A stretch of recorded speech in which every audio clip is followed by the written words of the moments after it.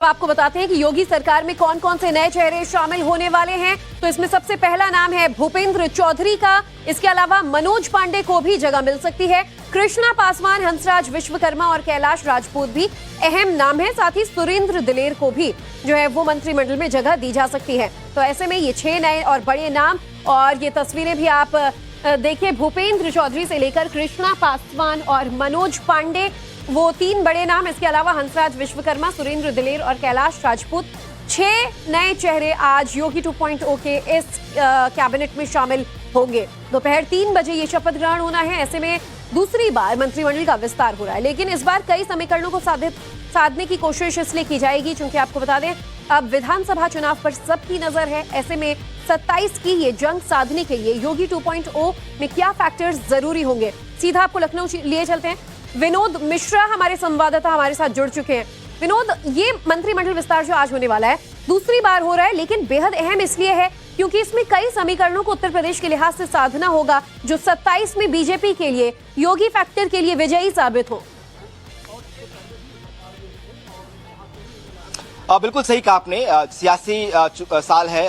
BJP 2027 के चुनाव की तैयारी में जुट गई है बंगाल इलेक्शन के बाद से, और इसी में पहला काम जो हो रहा है वो कैबिनेट एक्सपेंशन का होने जा रहा है, कैबिनेट विस्तार होने जा रहा है। और ये बड़ी बात है, इसलिए इस लिहाज से बड़ी बात है क्योंकि ये ऐसा विस्तार है जिसका बड़े लंबे समय से इंतजार हो रहा था।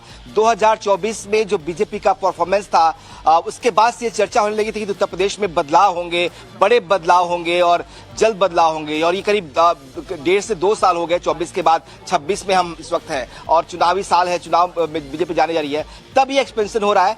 बड़ी बात ये भी है दूसरी कि ये एक्सपेंशन है, कोई रिसफल नहीं है। पार्टी ने कोई फेर बदल करने का फैसला नहीं किया, चूंकि पार्टी को इस बात का डर था कि चुनावी साल में अगर किसी को ड्रॉप करते हैं तो उसका नुकसान उठाना पड़ सकता है। बीजेपी ने एक तो ये फैसला लिया, दूसरा जातीय समीकरणों को साधने की कोशिश की। आप देखिए इन 6 चेहरों में, जिनके चेहरे हम दिखा रहे हैं लगातार टीवी पे, ये 6 वो चेहरे हैं जिन्हें आज मंत्रिमंडल में जगह मिलेगी। और इन सभी 6 से हमने बात भी की है कुछ देर पहले तक। ये जो 2 मेन फैक्टर्स इसके पीछे हैं, इन चेहरों के पीछे, एक तो जो इनका क्षेत्रीय समीकरण है और दूसरा जातीय समीकरण। आप देखें अगर गौर से इन चेहरों को, तो इनमें जो जिस इलाके से आते हैं वो तमाम ऐसे इलाके हैं जहां पे 2024 के लोकसभा चुनाव में बीजेपी सीटें लगभग हार चुकी थी। वाराणसी में हार नहीं हुई थी, लेकिन जीत का मार्जिन बहुत कम हो गया था पीएम का, वहां से एक मौका दिया गया है। रायबरेली बीजेपी हार गई थी, अमेठी हार गई थी, मनोज पांडे को वहां से मौका दिया गया है। आप देखें हंसराज विश्वकर्मा की बात कर रहे हैं आप, कैलाश राजपूत की बात कर रहे हैं आप, कृष्णा पासवान जो फतेहपुर से आती हैं, ये तमाम सीटें बीजेपी हारी है 2024 में। और वहां से जातियों के समीकरणों को देखते हुए चेहरों को मौका देकर 2 निशाने साधने की कवायद है। खासतौर पर ऐसे चुने गए तो ये सपा से, भारतीय जनता पार्टी में इनमें से कुछ लोग आए और साथ ही लंबा राजनीतिक सफर भी रहा है, और उन जगहों पर जातिगत फैक्टर्स को साधते हुए इन्हें उतारा गया जहां जीतने के चांसेस 27 में प्रबल हो सकते हैं। बने रहेगा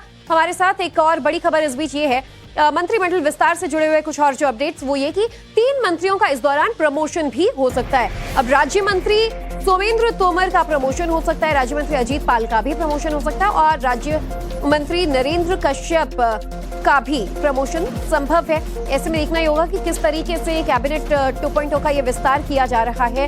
विनोद से इस पर अपडेट यही जानना चाहेंगे। विनोद, जो नए चेहरे शामिल हो रहे हैं उन्हें एक तरीके से साधा गया, लेकिन सोमेंद्र तोमर की बात हो या अजीत पाल और साथ ही नरेंद्र कश्यप, इन्हें भी पूर्णतः मंत्रालय सौंपे जा सकते हैं। बिल्कुल, ये भी खबर है कि इन 3 मंत्रियों को प्रमोट किया जा सकता है। जो राज्य मंत्री हैं उन्हें कैबिनेट या राज्य मंत्री स्वतंत्र प्रभार भी दिया जा सकता है, तो ये एक तरह से प्रमोशन होगा। और ये भी आप देखें तो जातीय समीकरणों को साधने की कोशिश है। सोमेंद्र तोमर जो है वो गुर्जर समाज से आते हैं, गुर्जर समाज का प्रतिनिधित्व इस वक्त बीजेपी सरकार में 1 या 2 है, लिहाजा इनको बड़ा मौका देकर बीजेपी एक मैसेज उस समाज को भी देना चाहती है। अजीत पाल की बात करें या फिर नरेंद्र कश्यप की, इनके पीछे भी यही सियासी समीकरण है, जाति इनकी सबसे बड़ी उपलब्धि है और इसी आधार पर इनको प्रमोशन प्रमोशन मिलेगा।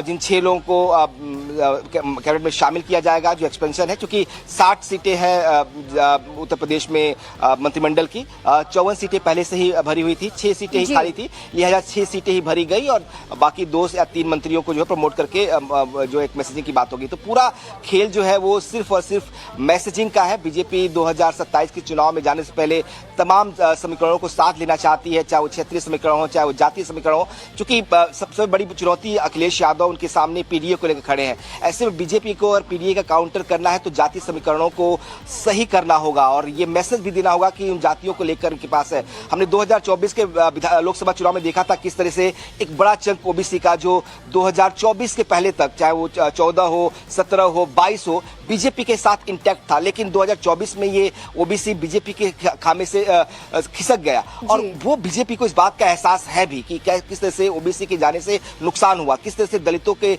में से पासी समाज के जाने से नुकसान हुआ। तो कम से कम उनको एक दोबारा मौका बीजेपी इन सभी फैक्टर्स को हाईलाइट करते हुए खास वैसे चेहरे जो हैं वो चुने जा रहे हैं जो इन तबकों के लिए खास हों और खास तौर पर उत्तर प्रदेश में जाति फैक्टर को चुनावों में कोई भी पार्टी इग्नोर नहीं कर सकती है। देखना ये होगा कि जो नए चेहरे शामिल हो रहे हैं इसके अलावा क्या कुछ चेहरों को हटाया भी जाता है। बहरहाल बने रहेगा विनोद हमारे साथ, जो अपडेट्स हैं वो लगातार पहुंच रहे हैं। शपथ लेने से पहले इस वक्त जो है मंदिर से निकले हैं पूजा करके और सर लड्डू ने लिया, मैंने लड्डू खाया है, आप भी सभी को लड्डू बांट रहे हैं, तो खास खुशखबरी है। मंदिर आए हैं भगवान के दर्शन करने, तो भगवान का प्रसाद हम सब लोग को मिले, आपको भी मिले। क्या तो आज भूपेंद्र चौधरी जो है वो कैबिनेट में शपथ लेंगे। आपकी दादी शाहगिरा भी है और एक खुशखबरी आ गई। भैया ऐसे ही बाबा का आशीर्वाद और पार्टी जन का आशीर्वाद मिलता रहे। बिल्कुल, तो परिवार के साथ आज भूपेंद्र चौधरी पहुंचे थे यहाँ पे मंदिर में। इन्होंने यहाँ पूजा अर्चना की, शादी की सालगिरह भी है, लिहाजा पत्नी के साथ पहुंचे थे और आज शाम को राजभवन पहुंचेंगे जहाँ पे मंत्री पद की शपथ भी लेंगे। कैमरा पर्सन सत्यदेव सिंह के साथ विनोद मिश्रा, टाइम्स ऑफ भारत, लखनऊ।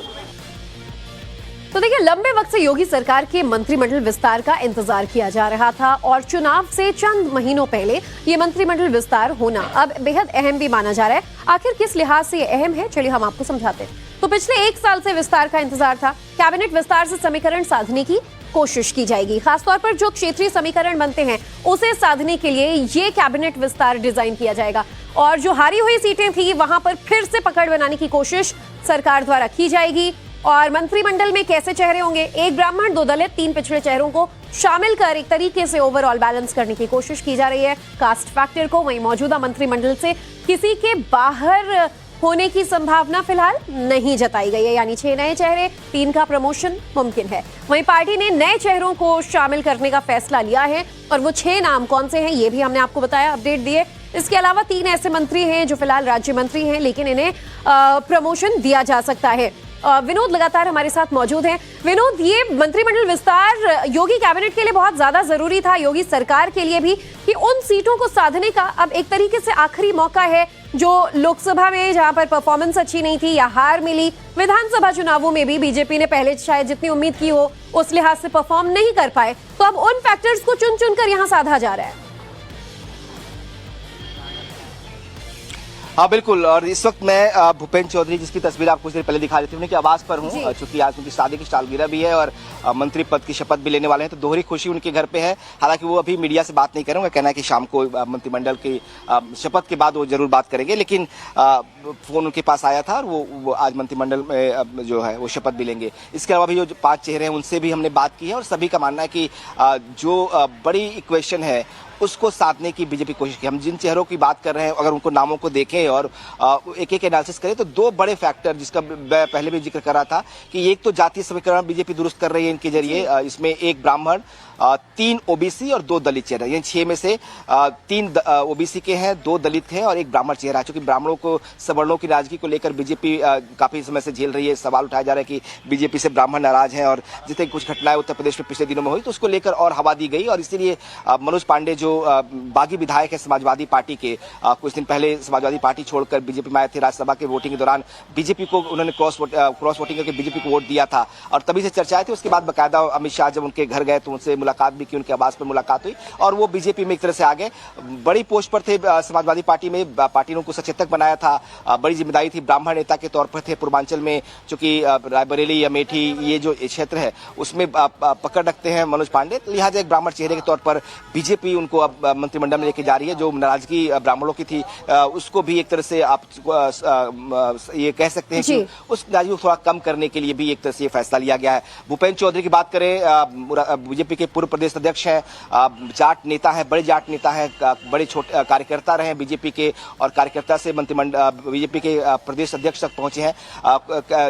योगी 2.0 में भी ये मंत्री रहे, पंचायती राज के लंबा सफर उनका सियासी रहा है। लेकिन एक चीज आपने यहाँ पर भी जिक्र की थी, वो ब्राह्मणों की नाराजगी की। अब नए मंत्रिमंडल में भी देखिए 5 सीटें ओबीसी और अदर वर्ग को जाती हैं, तो ऐसे में एक ब्राह्मण को चुना जाएगा। बहरहाल किस तरीके से इन सभी फैक्टर्स को, क्षेत्रीय समीकरण को योगी सरकार साधती है, ये हम आगे आपको बताएंगे। लेकिन शपथ से पहले कन्नौज के तिरवा सीट से विधायक कैलाश राजपूत ने भी नवभारत से बातचीत की।